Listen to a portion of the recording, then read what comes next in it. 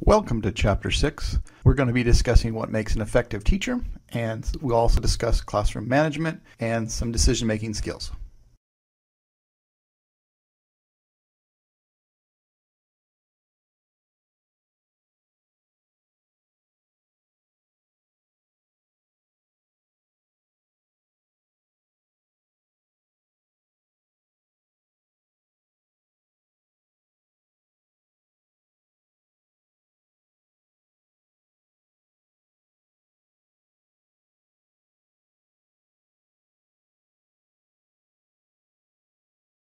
If you've been in the teaching field long, you'll realize that you're always asking yourself questions. Why am I doing this? Am I meeting my students' needs? Is there any other activities I can be doing to help my students? Am I encouraging them to learn more? Or are there other parts of the students that need to get engaged? These are constant questions that are going through your mind. You just don't throw something up and say, okay, there you go. You guys survive. Good teachers are always very reflective. Even when you nailed a lesson, you're like, yeah, that was the best lesson I've ever done. And you know what? If you don't ask questions of yourself and of your kids, you might realize, it was great for you, but half the class really didn't get it. I remember one time I was teaching a lesson on averages, and students struggle with that when I was in elementary school. So I came up with an idea I would do baseball averages, but I didn't know really how baseball averages worked. So I started teaching this lesson, and my principal walked in, and he's a baseball fanatic. And he stopped and he stared at me and waited for my lesson to be over. And here I thought I did such a wonderful job. And he walked up to me and he goes, "That's not how baseball averages are done." Now, did the students learn? I think so, but I have to keep asking myself, okay, maybe I can go back and learn more about how they really do baseball averages and then tie it into that classroom, because there might be a young man or a young lady that's sitting there going, hey, I know how baseball averages are done, or it might inspire them. These are questions you go through, and you know what? You're not a bad teacher if you're always asking those questions. Some first-year teachers say, I have so many questions, and these mythical teaching gods that are out there that are at your school that you think they do such a wonderful job. You never see them asking those questions. But guess what? They are.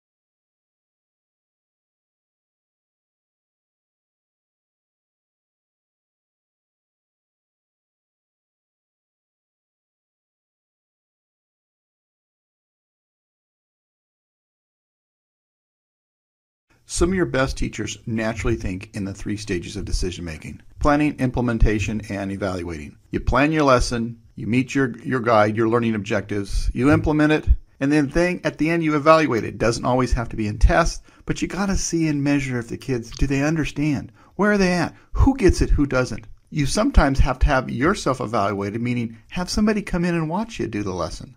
Tape yourself. I know it's hard. Look at me, I'm recording myself here and I hate listening to myself, but record yourself and watch it. I think you might be surprised. But the 3 stages of decision making are, again, planning decisions, implementing decisions, and evaluating them.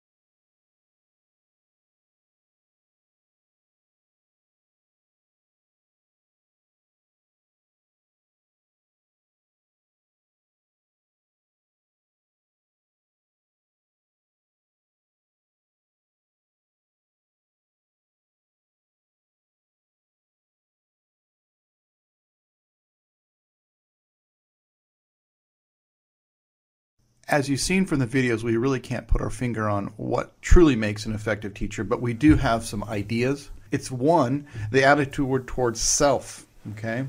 Attitude towards children, attitude towards colleagues and parents, attitude towards subject matter. If you walk into a class and you're teaching 4th, 5th, 6th grade, and the teacher says, and you're a student, I don't like math. I don't understand it, but here we go. Okay, I don't know how effective you are going to be in that subject. You go into the cafeteria and you see in the teacher's lounge, you see these old, sorry, I shouldn't say the word old. You see these buffaloes, because I'm old, but you see, I call them buffaloes. They've been in the industry for a long time, and they usually start out by saying, I've been here forever, and you can't change that student because I had him in 3rd grade and I tried. Well, hold on. Let's work together.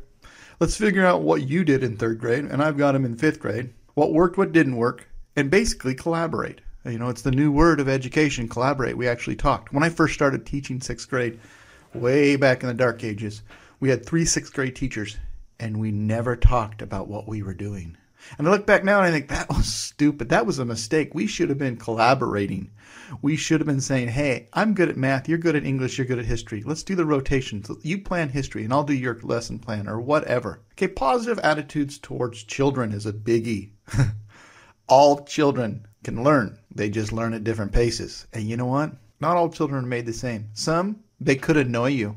I got it. I've been there. I have kids that I had a 6-period geometry class when I taught high school. It was right after lunch, and I actually almost got sick at lunchtime because I had the most crazy 6th grade class this one year that is possibly imagined. It was crazy. They were all social butterflies.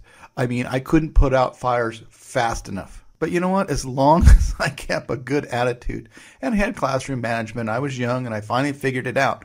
But you know what? I kept a positive attitude towards those kids. Even the one that asks a question every 2 seconds and can't seem to figure out even how to get their pencil out of the bag or keeps poking at the other kid. You have to do a good job. In the videos, I think it was really good of keeping things positive. You know, effective teachers, they keep things positive. Even when it comes to discipline, they're always constantly moving like a prize fighter. Okay. And then, you know, attitude towards self, that goes without stating. But you're not going to be everybody's favorite teacher, period. Let's just get that off the table. All 32 kids will like you, but you might not be their favorite. It's just the way it rolls. But you might pull 10 and 15 kids out, and they'll go, Mr. and Mrs. XYZ, they're my favorite teacher ever, okay? You teach. You get it done. Don't try to please the whole entire crowd. You try to teach to their levels. You try to figure them out.